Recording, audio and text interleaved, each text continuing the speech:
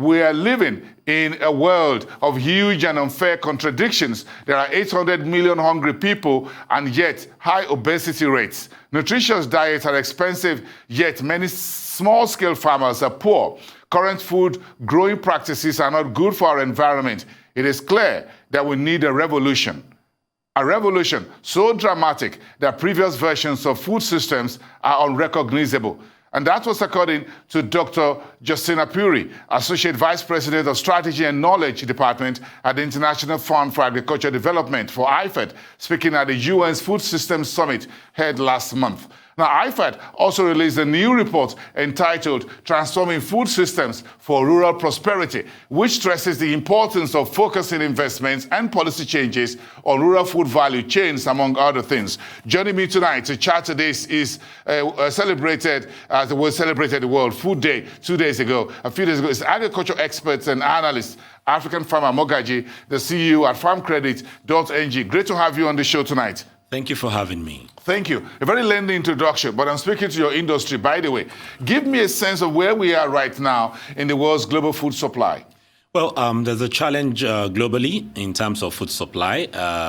After COVID, many people went into panic, as you said earlier. And so right now, we're just trying to ease out, but the deed has been done. It's really challenging. Most importantly, climate change is really wreaking a lot of havoc across the value chain globally. In terms of our production, I'm going back to that very little statement earlier. So we live in a world of huge and unfair contradictions. Here you have obesity, then you have 800 million people or so, who can hardly feed themselves on a daily basis. We have the arable and natural disasters and what have you. It has such a very dire consequences. Well, I was in a training some years back with the U.S. government in Washington, D.C., and they were talking about obesity and how it affects Africa. And I told them, no. In Africa, when you are poor, you are not obese, you are thin. But in the U.S., when you are poor, you get obese, you say depression. Bottom line is that some have too much to eat, while others don't have. I think we need to create a balance there, and the world will be better for it. But here is this statement also credited to the Associate Vice President at the IFAD. When he says, current food growing practices are not good for our environment. Is that a different conversation? Well, that is also relative. In Africa, where poverty is high and hunger is real, when you have what they call child labor in Africa is a child supporting the family so that it does not end up a hoodlum. But when you're talking about child labor in Europe and developed countries, I think that we should not use the same standards. So why you say you don't use glyphosate is because you grow thousands of acres where labor shortage and no equipment is the prevailing reality in Africa. You should not say don't use glyphosate. So I think we should... Is glyphosate good or bad? Glyphosate is neither good or bad. Where you don't have labor, it's good. Where you have labor and equipment, you can say it's bad. But before you said it's bad, you used it for about 40, 50 years until, you became very big. So bottom line is that, all these benchmarks and yardsticks should be relative to prevailing circumstances in each region. So our food systems, the IFAD chief is calling for a revolution, said the world needs a revolution in terms of food supply.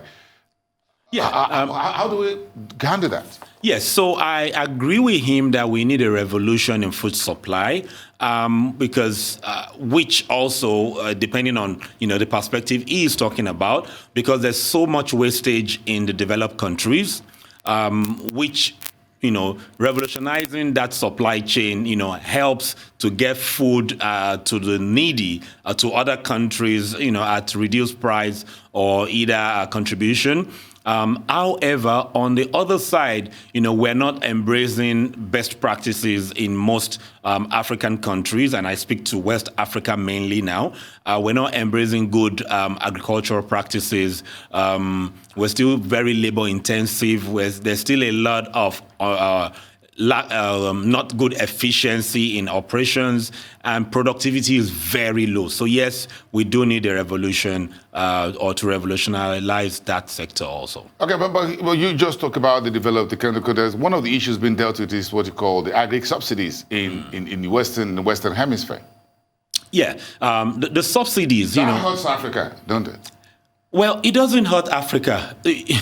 Africa just needs to develop also what works for them. So they subsidize production and subsidize markets. We subsidize production in an inefficient way. So they do it to leverage. We also should take advantage and leverage what works for us. We don't have any program that is being implemented to help our farmers here. We wait for donor funds.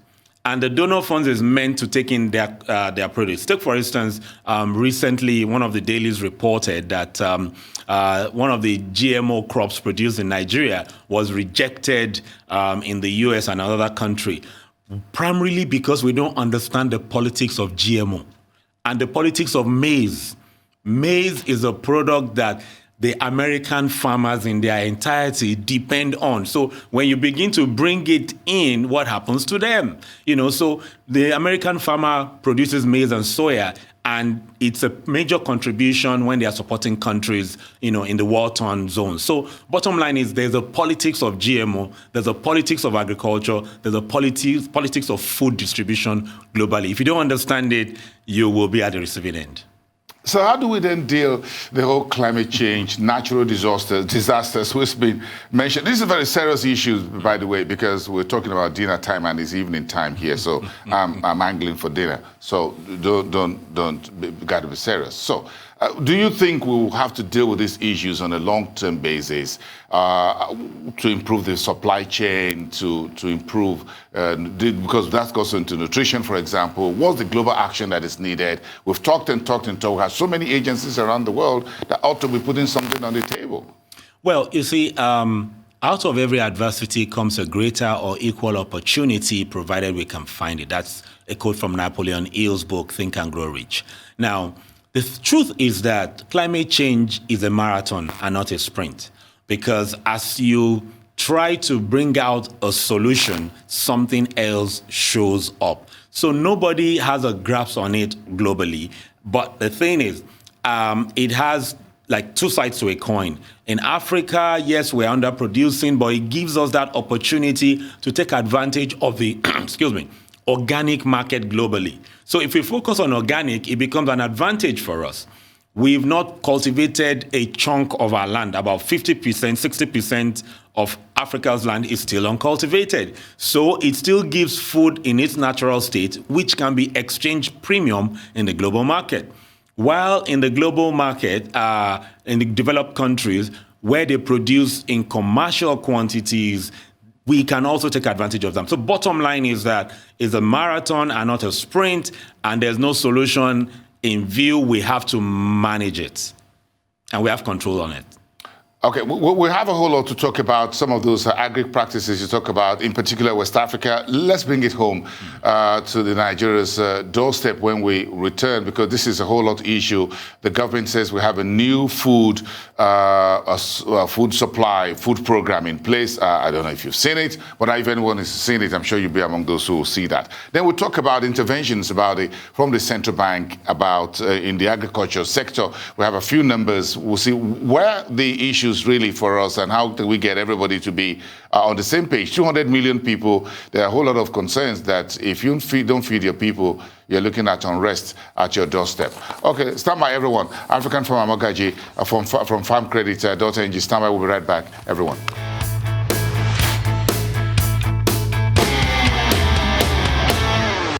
Yeah, let's get the conversation going from here. Welcome back to the show with African Farmer Mogaji on world food supply. But what is the path for Nigeria on this, really? African Farmer, thanks for standing by. Nigeria's Minister of Agriculture and Rural Development says a new food program is being put in place. How much about this do we know? And what does it entail? Well, the details is still not public to all of us. We hope we'll get it soon, beyond what is being said in the ministry so that we can lend our voices and constructively criticize and also, sing their hosanna in, areas where they've done a good job. But what is on the ground right now? Let's unveil this. What do we have on the ground right now, as far as the industry is concerned, where you operate? Presently, there's... Give me both the good, the bad, and the ugly. Okay, so fine. Don't sex it up. Just give it to me the way it is. So presently, the industry is in a huge shake-up. Shake-up in the sense that the insecurity has hugely affected many people. Many people have lost resources. The agitations beyond the insecurity and the rainfall. The last, that 7-8 days rainfall really messed things up. And so the year has not been that good. But dry season is, I'm happy about dry season because where farmers control the market and not the buyers, and climate change is fairly manageable during the dry season because you irrigate, which makes me happy with the federal government FAO MOU on irrigation.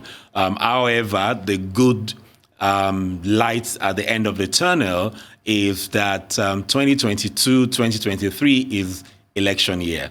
Election year makes farmers rich.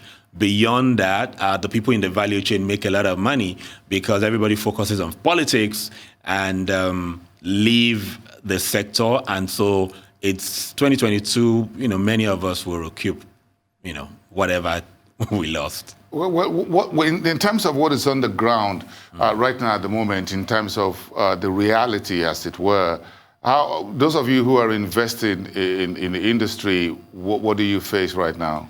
Well, the truth, and I'll be vulnerable here, the truth is that it's been extremely challenging. Access to finance for a majority is a big challenge, irrespective of the interventions that government is there. Access to finance is challenging. The interest rates for when you access through the private lenders is also high, but everybody has to jump at that because one, there's passion plus profit. So passion makes you, want to provide the food, and profit wants to also make you to be sustainable. So it's a bit tough. The poultry, the livestock, not just the poultry, the livestock sector in this country is bleeding. A majority have shut down. Many may not rise again because they've lost too much. The policies have not favored that sector because we've had a lot of policy somersaults in the livestock sector that has affected many. So many who took loans from private lenders and banks, it's not really looking good at all for the livestock. It's still better for the crops because it's short term, but overall in the sector, it's not looking good.